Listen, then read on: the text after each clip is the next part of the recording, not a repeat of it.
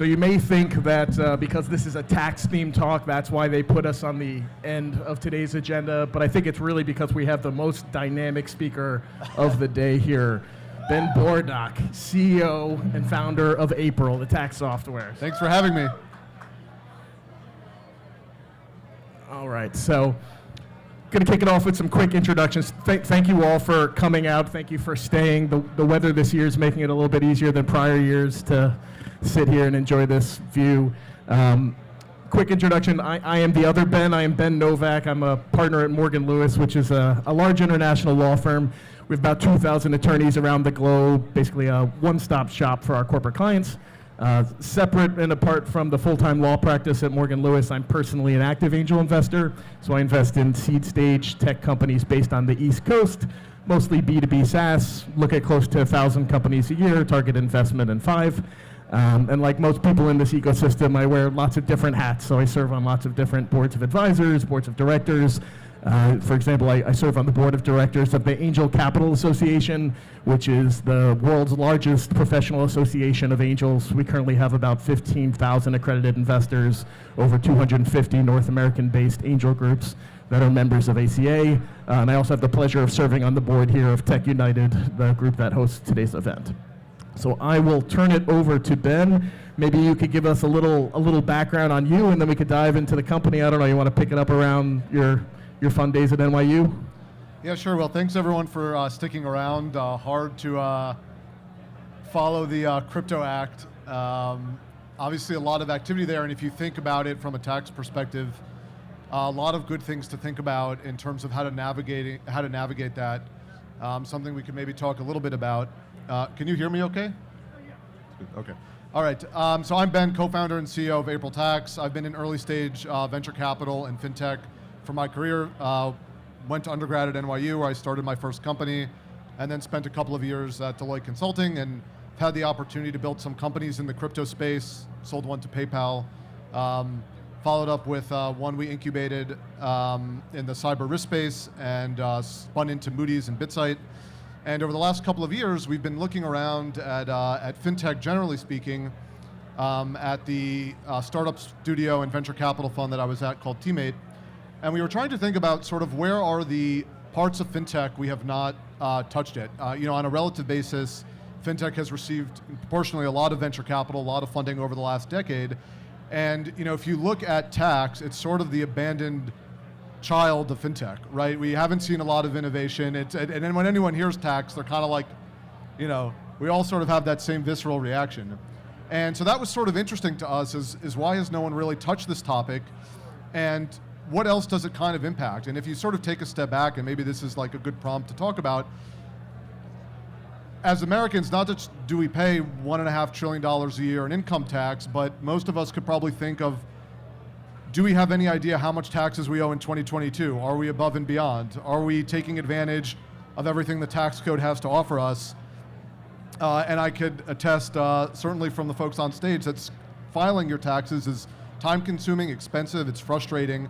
And a lot of people are fortunate, maybe can pay an accountant or are financially literate, but there are a lot of people out there that are hurting in a high inflationary, high interest rate environment. And the tax code is really an amalgamation of all the laws and rules we have that are meant to help people get ahead, create different incentives. But the problem is that it's so complicated that most people don't know how to take advantage of it, and they're intimidated and end up having to pay a lot of money just to kind of get to the finish line. So putting on my investor hat, when I hear all those pain points, which I could personally relate to as a person that has to deal with the complicated tax code, throughout the year, it sounds like a place, an industry that's ripe for innovation. And any thoughts on why there hasn't been more? I mean, often when we think of TaxTech, we think of TurboTax. So I'm guessing TurboTax hasn't solved all problems to all people. Can you talk a little bit about kind of maybe like the existing TaxTech ecosystem and like where you fit into that? Yeah, absolutely. So, most of the software providers that we have in the market today, TurboTax by Intuit, you've got H&R Block and some others, and then you have various ones on the accounting side, also from Intuit, but also from companies like Wolters Kluwer and Thomson Reuters that have been around and really help us go from paper forms that were really difficult to software, right? And so we went from a stage where we used to be actually, someone would sit down with a piece of pen and paper. I'm not old enough to remember those times, but some people here may be. And we took this into the digital age. We took it on CD-ROMs, we took it to desktop applications, and eventually to the cloud.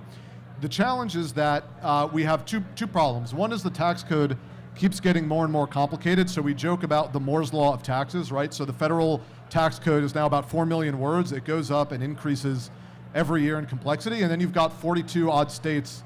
And so this becomes a pretty ugly problem, and over the last couple of years, I think the venture market has kind of incentivized things that are fast to market, things you can build really quickly, and this is a problem I think most people either said, the next guy is gonna solve it, or it's not for me.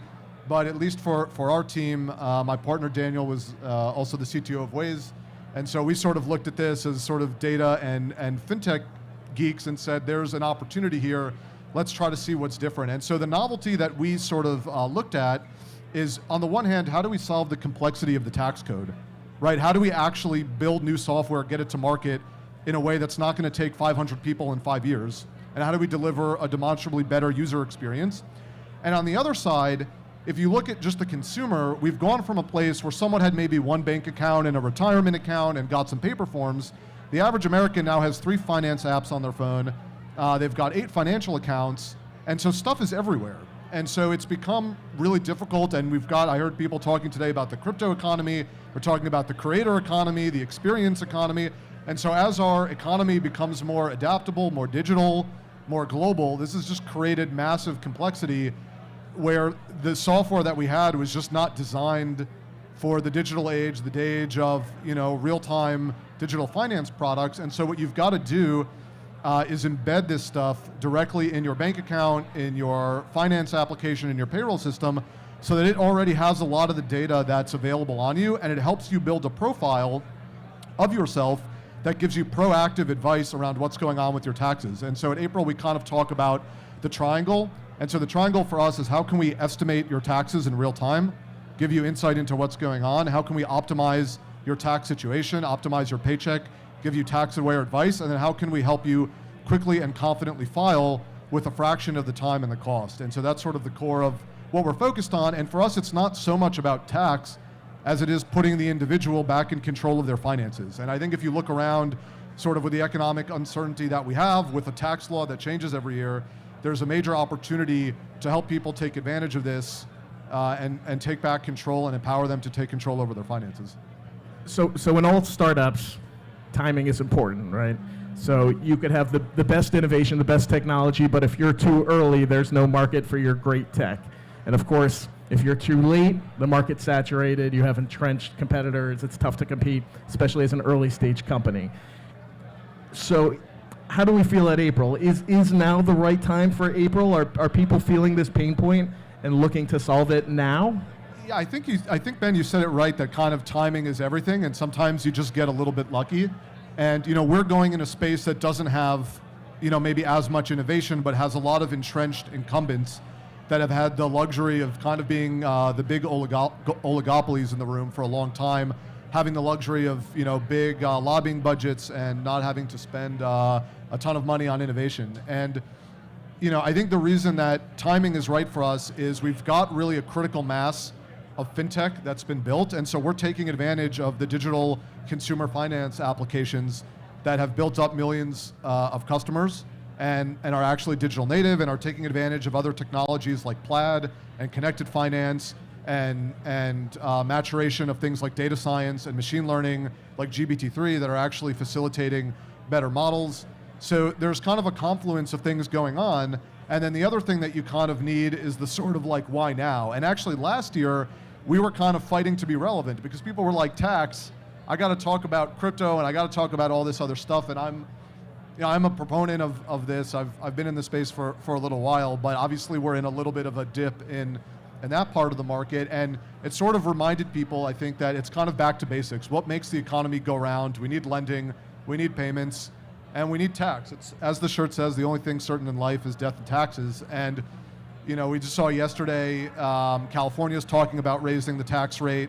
We're seeing, student loan forgiveness, possibly come through on the tax forms. And so virtually anything that we talk about from a policy perspective, from a socioeconomic perspective, sort of ends up hitting the personal income tax in one way or another. And so it's something that, it's probably the only thing that you can go to a board of any company and say 100% of your customers, 100% of your employees are all dealing with this topic. And so that just kind of, in a moment where, you know, the current's kind of gotten pulled out, it's sort of been, I think, something that people realize has some staying power and is a real problem that we need to solve and improve for people. So as I look around the room here, I'm happy to see some familiar faces, and in particular, I see a fair number of entrepreneurs, a couple of whom, if not all of whom, are currently raising capital, some of whom are raising their first round. I know you've been quite successful on the fundraising front over the past couple of years, raising at least 2 price rounds, and I think a total of at least $40 million. Yep. Maybe we could transition the conversation a little bit to fundraising. You know, maybe you could talk a little bit about your journey, and to the extent you have any actionable insights to share with the entrepreneurs in the audience, we'd love that. Yeah, sure. So I started my first company about a decade ago when I was at NYU. I went through an accelerator. It was in the marketing automation space, helping companies embed different content on their website. And ended up walking away from a term sheet from some pretty well-known investors, running the thing on fumes, and went through that first startup failure at a pretty young age, and ended up back in venture capital about 5-6 years ago at a venture studio working in the cybersecurity and fintech space, and had the opportunity to really see a lot of entrepreneurs, a lot of businesses in parallel, and a lot of failed fundraisings, a lot of successful fundraisings. And I think, you know, and Ben, we spoke about this a little bit in the prep, I think there's a lot of free advice out there.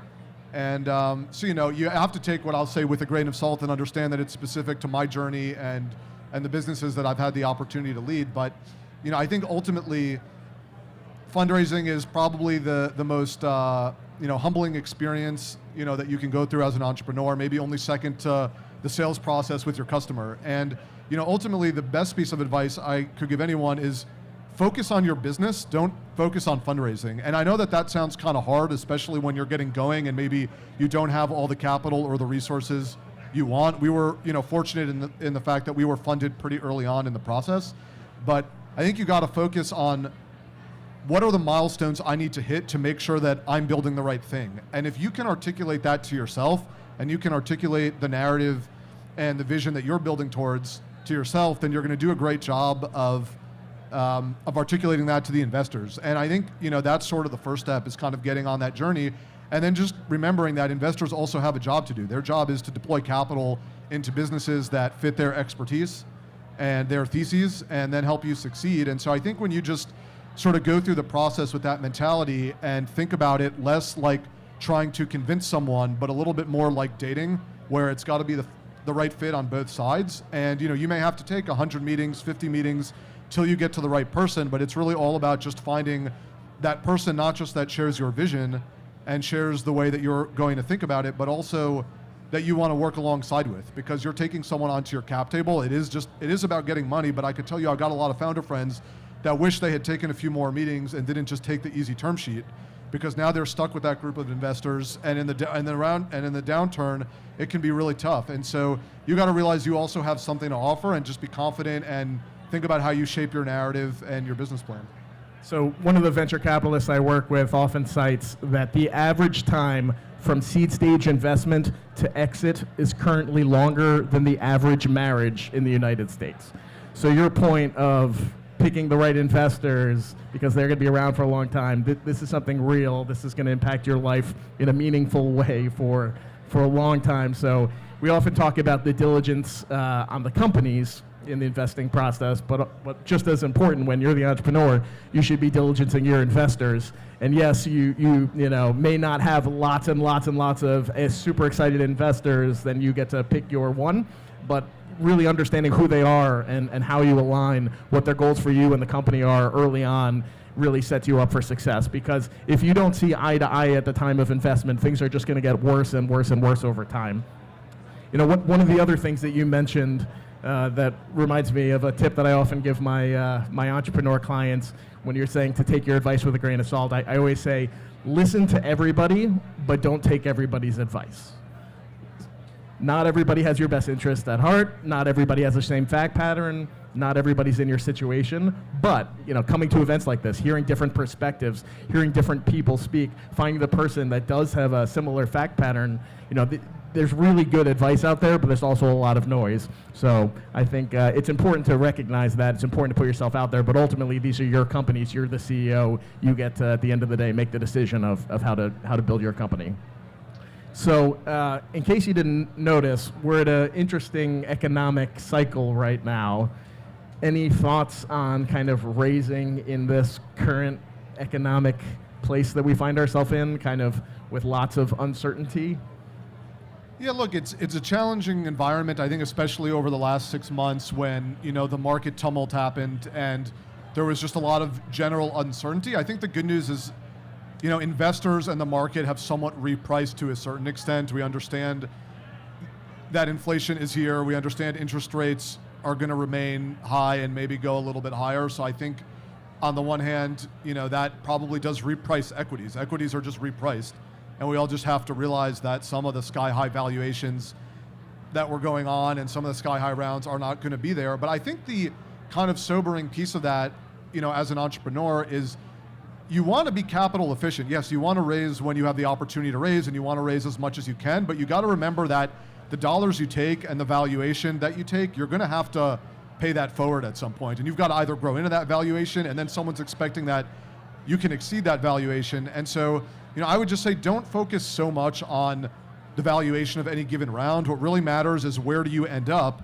And actually the higher valuation that you raise is a higher bar that you've got to exit at. Now you've got liquidation preference, or that means your investment partners are going to have a higher expectation, and you as an entrepreneur, that may be a lot to live up to. And so, taking the highest valuation may not even be the thing that you want to optimize for. And I'd say some of the time, the best investment offer may not be the highest valuation. And so it is sort of about optimizing for the right partner that has the right amount of capital to get you to that next stage of the business. And that's why I kind of focus back on the business is what do you want to get to? Where do you expect to be at that next round? What do you plan to do with that capital? And if you really think through that, I think it really just helps put a lot of structure and rigor around the investment conversation. And then when you go back to valuation, the valuation kind of sorts itself out because now you kind of say, well, this is the amount of capital we need. And so we're working backwards, and this is where the business, expects to be when we're at the other end of this. And so valuation just kind of becomes an outgrowth of that. And if you're savvy, maybe you can get that up by bidding with multiple partners. But I think it's just not the most important thing that most entrepreneurs need to be optimizing for. So Propelify and Tech United are all about the tech community getting together, supporting each other. So as we enter our last minute or two of our talk here, I'd be remiss if I didn't ask about what's the role of the community here? Like how can this audience evolve? How can people in this audience participate in seizing those opportunities to take advantage of the evolution in the tax tech industry? Yeah, I think that my favorite part about tech is that it is sort of a collaborative sport. Really no technology company, probably any business, but no technology company is really living on its own island. So we build on technologies that we leverage that are out in market, that are in data science, cloud computing, AI. We're selling into consumer finance companies, to banks, to payroll companies, to employers. So our business is very much existing in an ecosystem. And what we're here advocating for is more transparency, more competition, more control, fairer policy in the tax space. And I think that that's something that probably most Americans and consumers are behind. So go out and vote. And also, there's a free file program out there, that's trying to help more Americans get affordable and fair tax return prep. And so, as April as a company is just in favor of more transparency, more competition, and more opportunity for the American taxpayer.